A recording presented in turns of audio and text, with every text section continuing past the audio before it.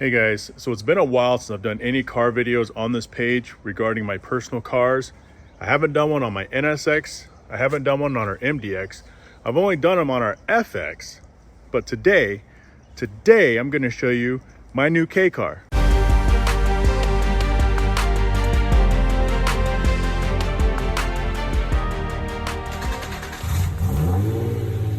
So yeah, you guys got to check this out. This is a 1998 Honda Z. Now, before I do a full video on this thing, a full review on this thing, a full drive through and walk around this thing, I'm gonna take it to my friend's shop, Kinetic Details, and we're gonna get these Lamborghini Bulls taken off the car. Thing is a tight fit.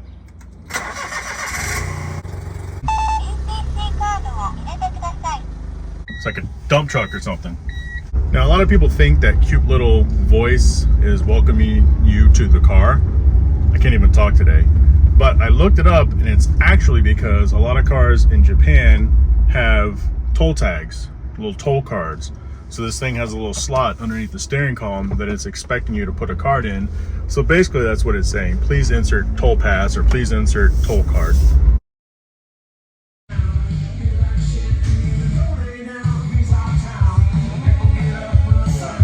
Okay, we're here at Kinetic Details. It's also Rap Sesh. I can't really film as much out there because they're playing music, and I'm pretty sure that the YouTube algorithm is going to catch it, and I'm going to have to fight it for no reason, and because YouTube can suck sometimes. And there is Brian right there of Kinetic Details. There's one of our cool owners of Rap Sesh. It's so cute! Oh my god. She loves the car. I love it. She loves it. She loves it. She loves it. Size. We got to get this, these Lamborghini Bulls taken off.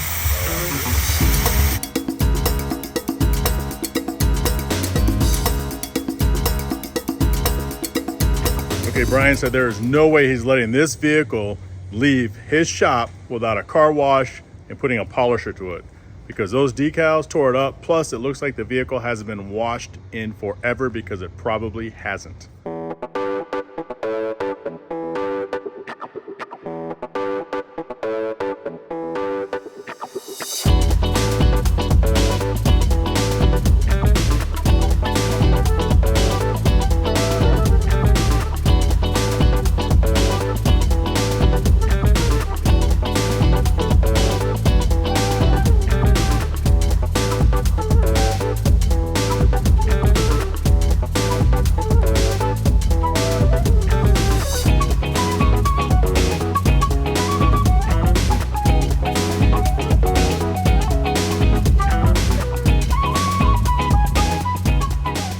You guys can already see how the bull left it sit behind and fuck the paint up, and Brian's getting rid of that shit.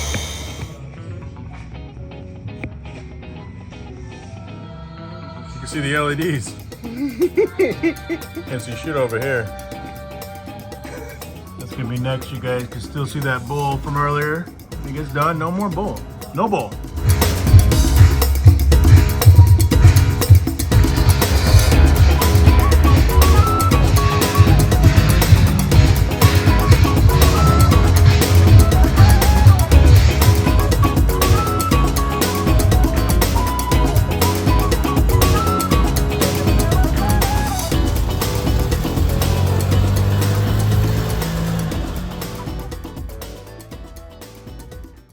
Now that this thing is cleaned up and good to go, now I'm not embarrassed to show you my 1998 UM4 Turbo Honda Z. Let's take a look at this thing. Okay, so you have the Z right there, and then you have the UM4 right there, UM4 Turbo, and of course I got my vanity plate JZ because I am Jay and this is a Honda Z. I don't know if I'm gonna keep these because I know they're not technically supposed to be there.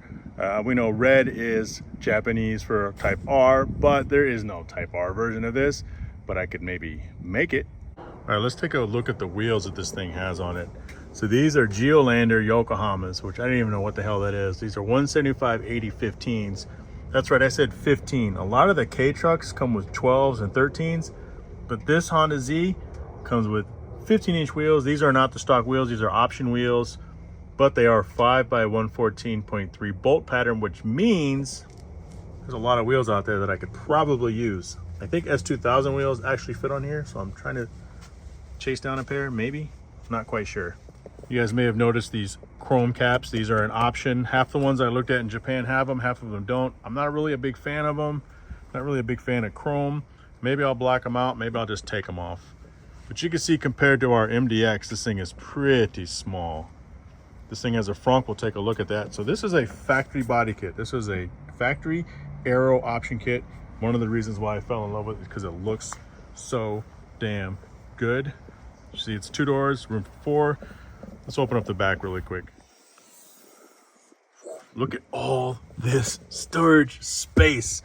I could put a couple full-size suitcases back here. That seat is down because I was showing some friends where the engine is, so we'll get to that in a second. But when these things fold down, pull up, you have a ton of room back here. All right, so we have the back seat pulled up, and underneath here is how you access the engine. I'm not gonna take those off, but they're just wing nuts. And yeah, I would hate to have to work on this thing, but I may have to sooner than later.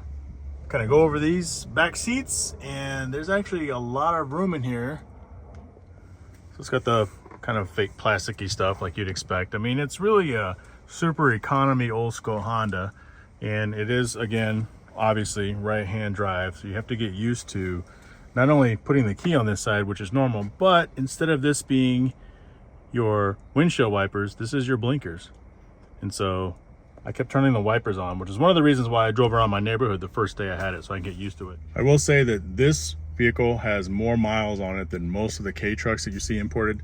This thing has 148,000 kilometers, which is around 91,000 US miles.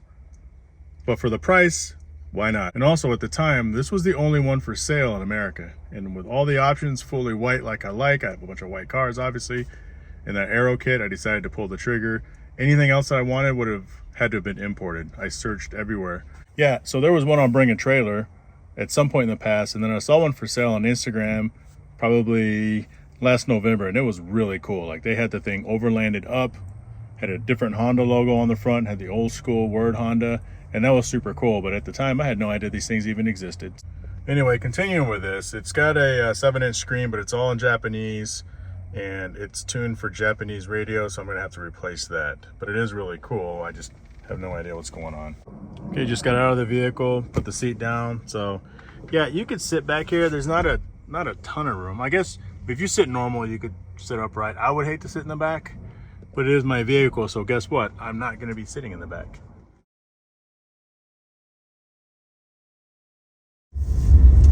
Driving this thing around, it is pretty slow, but it is, you know, whopping 63 horsepower. This turbo is 63 horsepower, so it's gonna be slow. It's a little loud too. The cabin's pretty loud. There's a few things going on. The motor's pretty dirty. It doesn't want to hold an RPM consistently. Driving back from Kinetic Details earlier, I got all the way home without a problem. It's about a 20-minute drive.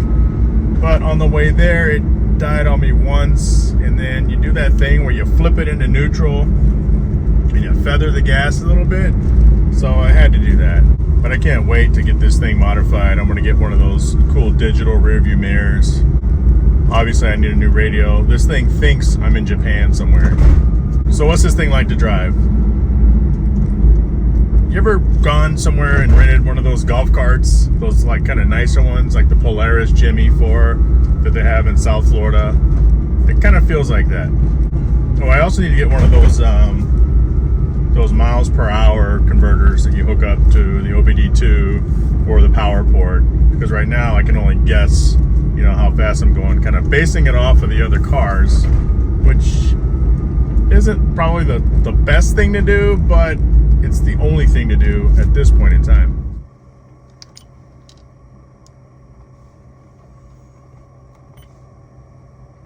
Oops, I have no idea. Now that means go back.